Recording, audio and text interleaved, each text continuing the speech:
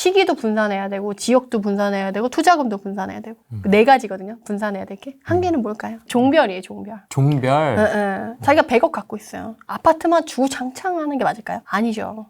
본인이 처음에는 소액자산이어서 아파트만 하다가 나중에는 이제 자산이 커지면 토지도 해보고 상가도 해보고 빌딩도 하는 식으로 종별을 분산해야 돼요. 지금은 아파트 규제가 엄청 심하잖아요. 근데 상대적으로 규제가 덜한 물건을 조금 더 한다고 하면 세금적인 것도 여유가 있고 포트폴리오 상에서도 훨씬 안정적으로 될 수 있거든요. 그래서 지금 전체적인 전국적인 분위기가 자산 좀 있으신 분들은 이제 아파트 안 하고 올근생 하세요. 올근생. 올근생 하세요 그럼? 제가 요새 최근에 사실 올근생 하고 싶어가지고 좀 돌아다녔거든요. 꼬빌.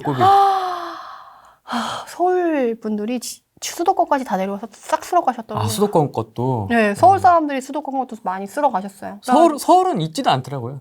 괜찮은 게 없다고. 이미 꼬마 빌딩들은 거의 가격이 2배가 됐어요. 10억 안 되던 애들은 거의 10억대, 20억대 됐고 10억대 됐던 애들은 20억, 30억대 다 됐거든요. 그래서 지금 꼬마 빌딩도 2배가 되고 가격도 부담스러운데 올근생은 지금 나오지도 않아요. 주택 섞인 거. 주택 섞이면 또 주택 그 규제 받느라 똑같이 또 규제는 받아야 되거든요. 그래서 주택 없는 것만 사람들이 찾아가지고 올근생 찾는데 없더라고요. 되게 슬퍼지네. 사실 제 올해 하반기에 목표가 올근생 하나 하는 거였는데 그래서 고민이 좀 많아요. 뭐 계속 찾고 또 기다리고 하면 또 그 아파트 잘 찾으시듯이. 네, 저도 이제 그럴 수 있지 않을까요? 네, 꼬마 빌딩 쪽은 또 저도 아파트만 많이 했지 많이 안 해서 공부를 하려고 공부를 하고 있고 되게 신기한 건 뭔지 아세요? 근데 빌딩은 특이한 게 건축 가격이 비슷하기 때문에 지방이나 서울이나 그러니까 땅값의 차이는 있긴 한데 가격 차이가 그렇게 크게 안 나요. 그러니까 차이라고 하면 이제 땅값과 네, 땅값 차이인데 입지값 정도. 네, 근데 대출을 어차피 반영돼서 받는다고 하면 투자금이 차이가 안 나요. 크게. 그러니까 만약에 지방에 꼬마 빌딩 하시겠어요? 서울 수도권에 꼬마 빌딩 하시겠어요? 서울 수도권 땅값이 있으니까. 그리고 꼬마 빌딩은 땅값의 상승으로 그 가격이 상승되는 거거든요. 꼬마 빌딩은 아파트처럼 물론 아파트도 이제 땅값이 올라가서 올라가는 거지만 입지빨이나 이런 것들이 있잖아요. 그리고 정책에 근데 상가나 이제 올근생 같은 경우는 사실 입지빨이나 이런 것보다 기존 수요에서 이제 장사가 막 갑자기 더 되거나 막 이런 게 아니잖아요. 그렇기 때문에 이제 땅값이 올라가는 것만큼 그게 올라가는 거라서 꼬마 빌딩은 땅이 더 중요한 것 같아요. 입지. 깔고 있는 땅의 가치가 더 중요한 것 같더라고요. 그래서 너무 밑에 지방으로 내려가서 제가 제일 그 후회하시는 분이 어떤 분이면 다가구를 사신 거예요. 그 또 방쪽애기의 첫 번째가 다가구고 그 다음이 이제 원룸이고 이제 그 다음이 요새 스터디 카페거든요. 방쪽애기로 해서 수익률 좋게 가성비 좋게 하는 게. 근데 노후에 이제 다가구 돌리면서 이제 월세 받으면서 하겠다고 하셨는데 문제는 땅값이 떨어진 거예요. 그리고 이제 건물 가격이 감가상각 때문에 떨어진 거지. 그래서 땅값이 떨어지기도 하는구나. 네, 그래서 본인이 10억 주고 샀는데 한 2, 3년 동안 월세를 한 1, 2억 받았어요. 근데 건물 가격이 8억, 7억 대인 거예요. 그러면 그냥 자기 건물 가격을 월세로 받았다고 생각하면 되거든요. 이렇게 되는 건물은 사면 안 되는 거죠. 올근생 갖고 계신 분 손 한번 들어주십시오. 우리 이제 지난번엔 부럽습니다. 주택수를 한번 했었잖아요. 올근생 꼬빌 다 갖고 있다. 거수 빨리. 우리 후랭이 구독자분들이 좀 자산이 있으신 분들이 좀 많으시죠? 많죠. 다 저보다 돈이 많으시죠. 2개. 올근생이 2개 있으신 분 있네요. 이성근님 하나. 어디세요? 지역은 어디세요? 다. 야, 재개발 지역 올근생 하나.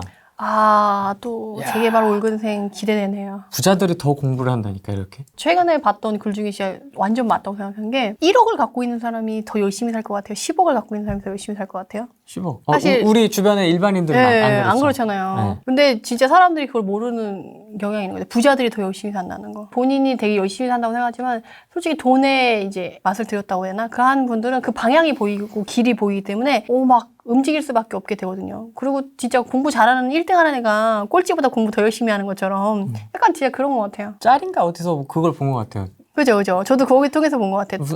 서울대 간 학생인가? 뭐 수석 입학했던 분이 독서실에 갔는데 자기가 성적이 제일 좋은데 자기가 제일 오래 있었다고 거기에 맨날. 맞아.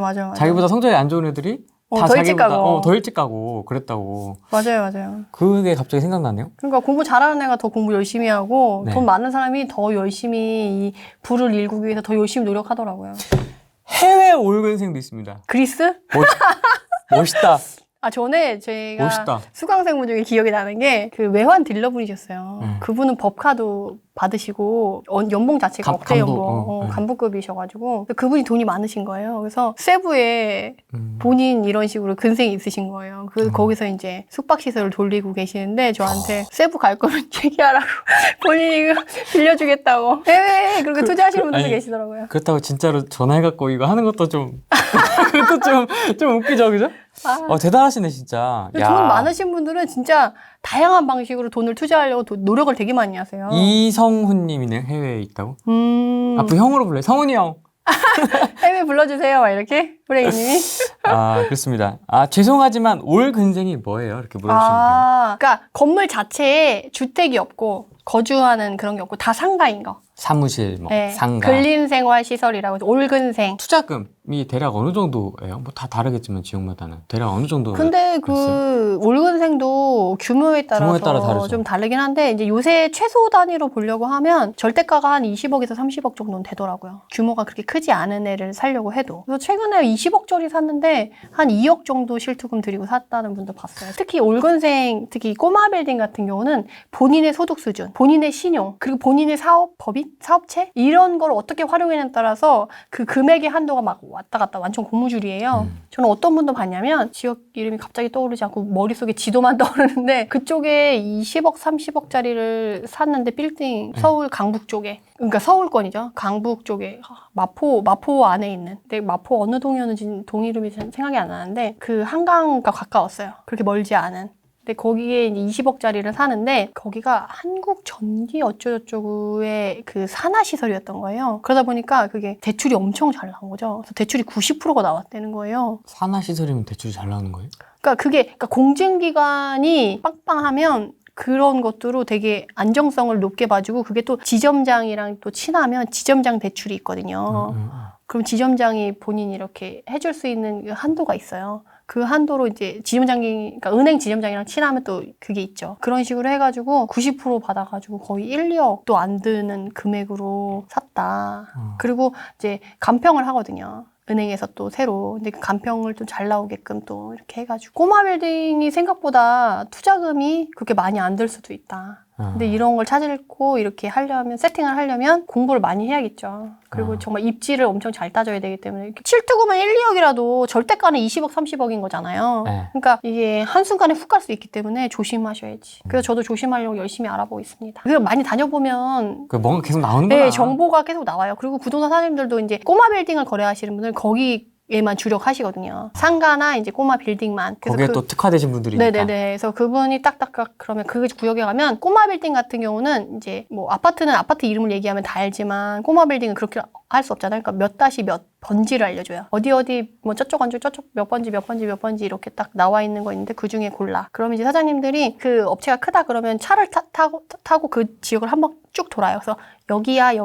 그래서 왜냐면 꼬마 빌딩이나 이제 상가 같은 경우는 집 보러 왔다고 하면 집값 떨어진다고 해서 막 기웃기웃대는 걸 별로 안 좋아해요. 모르게 이제 그 건물은 아는 사람들끼리만 거래를 하는 거예요. 이렇게 아파트처럼 오픈돼서 거래가 되지 않고 그 물건 자체도 아무데나 뿌려놓지 않고 자기가 정말 친한 사람한테만 물건 준다거나 이런 식으로 되는 거라서 물건 거래가 그렇게 오픈되어 있진 않아요. 올근생도 발품이다. 역시. 그렇죠. 뭐든지 다 노력이 제일 중요하네요. 네. 아파텔과 생숙 분양권 피가 붙을 정도로 지금 막 뜨겁거든요. 그렇죠.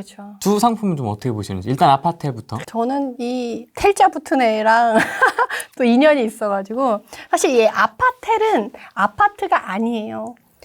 오피스텔인 거죠. 아파트형 오피스텔이죠. 그렇죠. 그러니까 건축법 자체가 틀린 거예요. 그래서 이 아파텔이 상대적으로 규제가 덜하니까 그쪽으로 가시는데 제가 오피스텔을 투자를 안 해본 사람이 아니기 때문에 그러니까 똑같은 입지에 아파트가 있고 빌라가 있고 오피스텔형 이제 아파텔이 있다고 쳐요. 그럼 나중에 1, 2년 지나서 보면 그 상승의 그 속도랑 상승분이 너무 틀려요. 속도도 너무 틀리고. 그래서 지금은 이런 식으로 정책적인 규제가 있어서 풍선 효과로 이렇게 피가 붙고 할 수는 있지만 이게 정책이 바뀌거나 분위기가 바뀌거나 공급이 주변에 아파트가 많이 된다. 지금 공급도 안 되고 정책적 영향이 있어서 아파텔과 이런 생숙형이 이제 각광을 받는 거죠. 근데 생숙은 특히나 잘못 사면 대부분 처음에 빌라 이제 분양받으신 분들도 뭐가 문제냐면 그게 최고가고 그 다음 이후 가격이 떨어질 수가 있거든요.